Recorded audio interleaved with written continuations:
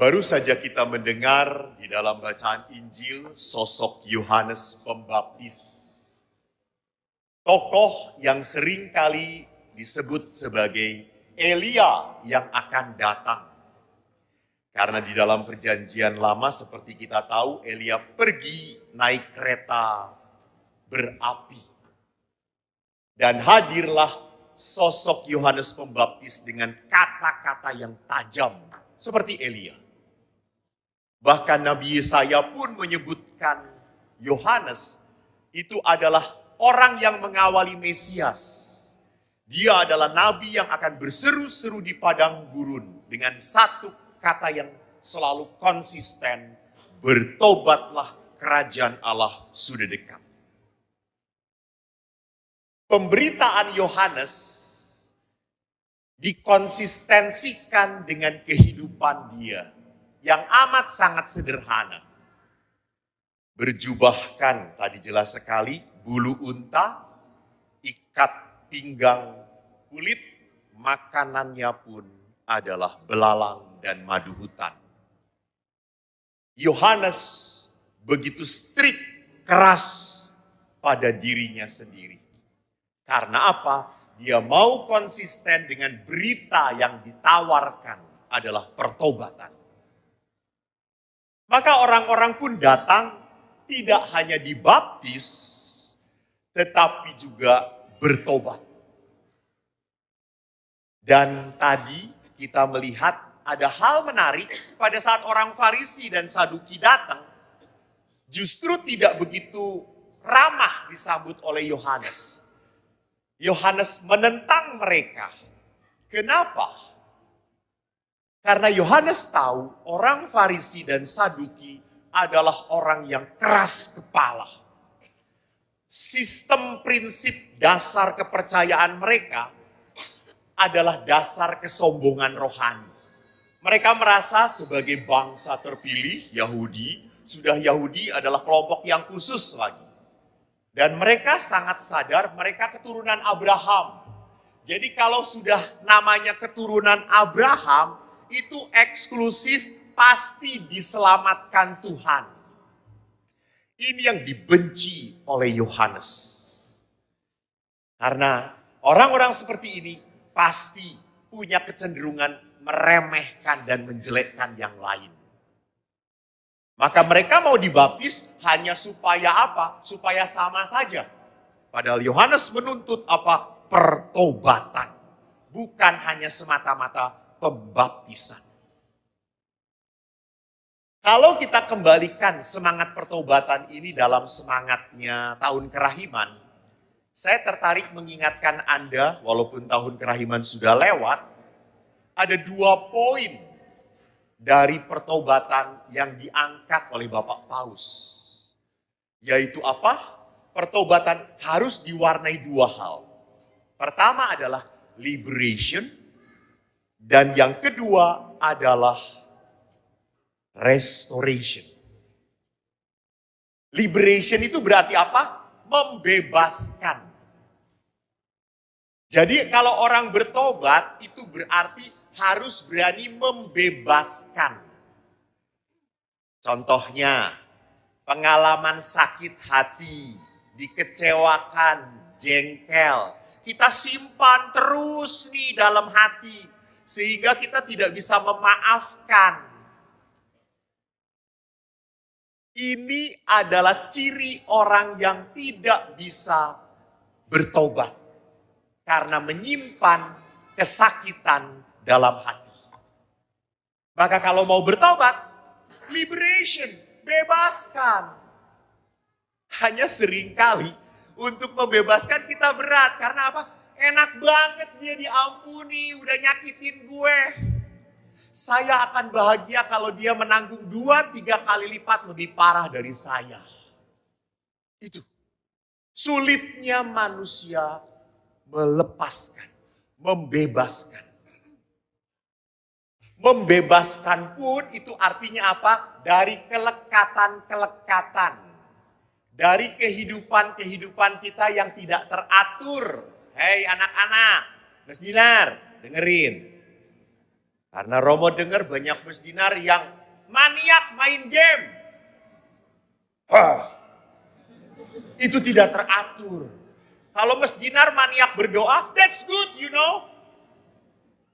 Tapi kalau anak-anak maniaknya main game, diambil gamenya marah-marah, ngamuk-ngamuk, bakar rumah, nah itu sinting namanya gitu ya. Nggak bener. Hidup kamu bukan untuk main game, coy. Tapi itu pun karena teladan ibunya. Tidak bisa lepas dari drama Korea.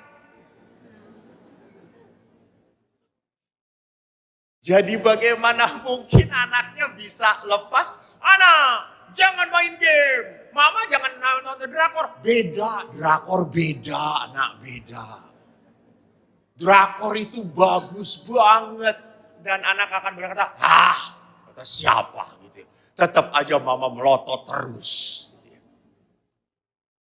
Jadi ada kebiasaan-kebiasaan, keasikan-keasikan yang membuat kita lepas lari dari tanggung jawab.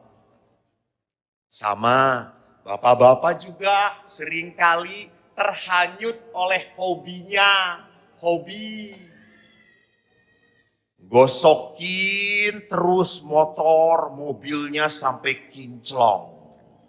Bahkan mobil sobek sedikit aja langsung hafal.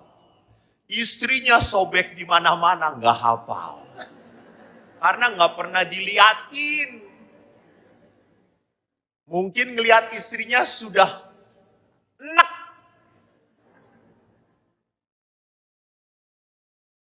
Hobi punya waktu berlama-lama. Ngobrol dengan istri tidak punya waktu. What? Itu kelekatan. Merokok, kelekatan. Bukan karena saya tidak merokok gitu ya. Tetapi oke lah merokok. Tapi tolong sampai saya kemarin ada seorang yang Pak coba hitung. Kalau merokok itu, Pastor saya bisa 2 box 1 hari. Total berapa juta Pak 1 bulan? Dia mentotal habis 1.500.000. Hah? What? Edan. 1.500.000 masuk kolekte.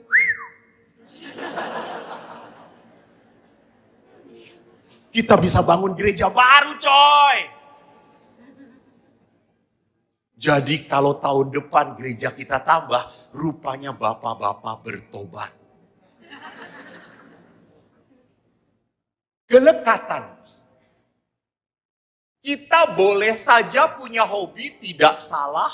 Ibu-ibu mau nonton drama Korea, tidak salah. Tetapi pada saat kita terlalu terhisap waktu kita untuk hobi dan lupa tanggung jawab kita, disitulah kita tidak berani bertobat. Yang kedua adalah apa? Merenovasi, membarui hidup. Jadi bertobat itu bukan berarti, ya tahu saya salah gitu. Si bapak, ya betul merokok salah, membuat saya tidak sehat, tapi tetap aja merokok. Itu namanya borokokok kata saya. Anak-anak ngomong, iya mama salah, kata Romo juga kalau main game terus ya nggak apa-apa lah, dikit-dikit gitu ya. Jadi kalau orang bertobat itu tidak hanya selesai pada saya salah, saya mengaku. Perbaiki hidupmu. Benerin, yang salah itu benerin, jangan dibiarkan. Omong kosong kalau saya bertobat lalu membiarkan kebiasaan buruk. Di sini banyak oma-oma juga. Apakah oma-oma tidak ada kebiasaan buruk? Saya belum pernah mengalami jadi oma-oma. Tapi bisa jadi jangan-jangan setelah tua ini kita terlalu pandai mengeluh. Aduh Romo, badan saya sakit-sakit terus, tiap hari sakit terus. Siapa oma-oma yang sakit datang pada saya. Kita makan cukyok bareng, sakitnya hilang. Jadi kalau kehidupan kita isinya mengeluh, bagaimana Tuhan bisa memberkati kita. Bagaimana Tuhan bisa mencintai kita. Lepaskan keluhan-keluhan itu. Terimalah kalau semakin tua memang badan semakin sakit. Memang sudah waktunya. Bukan waktunya dipanggil, tolong, jangan. Sudah waktunya sakit, kecapean tubuh itu. Namanya fisik itu kan kalau dipakai terus, ya makin lama makin usianya akan berkurang. Dan bagaimana semangat renovasi itu harus dibuat. Kalau tadi dalam bahasa Yohanes, hasilkanlah buah yang sesuai dengan pertobatan. Apa yang harus kita lakukan di masa Advent ini? Pertama, mulai kita belajar berdoa kembali. Doa pribadi kembali. Tolong Bapak Ibu, berdoalah kembali di dalam keluarga bersama anak-anak. Rajinkan. Jangan selalu mudah berkata, "Nak, doa." "Papa, nanti.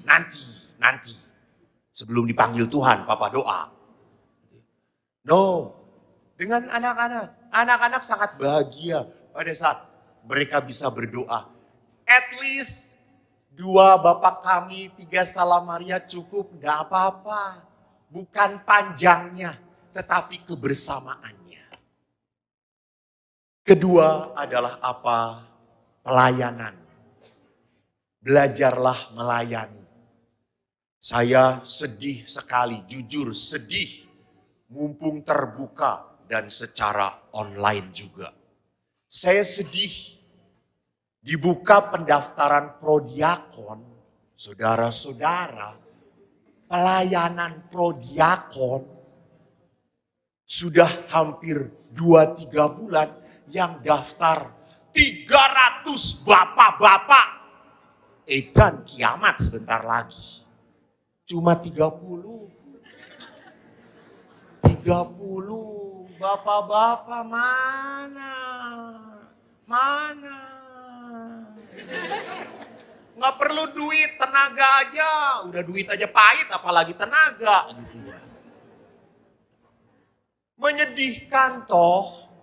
Seringkali kita mau dilayani gereja, maaf, tapi tidak mau melayani gereja. How come? Cenglilah sedikit dengan Tuhan. Kalau mau diberkati, beri sesuatu. Jangan berkat itu berhenti pada Anda. Maka tadi ada beberapa anak yang memberi amplop untuk Anda. Bukan untuk dibawa pulang. Diisi coy. Itu amplop untuk anak-anak paroki kita yang tidak mampu bersekolah. Itu adalah gerakan ASAK, ayo sekolah, ayo kuliah. Haleluya! Kalau Anda bisa menyekolahkan anak-anak Anda ke Amerika, Jerman, Belanda, Singapura, Australia, Garut. Hebat, haleluya. Tetapi double haleluya kalau Anda bisa menyekolahkan anak-anak yang tidak mampu. Biarkan mereka menikmati pendidikan. Karena ingat, hanya anak-anak bodoh yang akan menjadi anak-anak fanatik. Hanya anak-anak yang terdidik akan menjadi anak-anak yang membawa pencerahan, kebenaran di dunia kita. Maka Bapak Ibu, terlibatlah dengan gereja kita. Ini gereja Anda. Gereja hanya bisa dipelihara oleh tangan-tangan kebaikan Anda. Tuhan memberkati.